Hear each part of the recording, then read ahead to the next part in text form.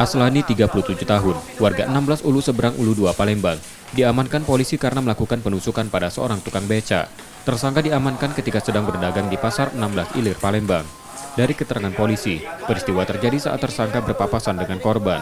Tersangka kemudian membeli sebilah sajam lalu menusuk korban. Korban dengan luka yang dideritanya lari ke pos polisi terdekat dan dibawa ke rumah sakit. Pada polisi, tersangka mengaku perbuatannya itu dilakukan karena marah dengan korban yang sering melecehkan dirinya.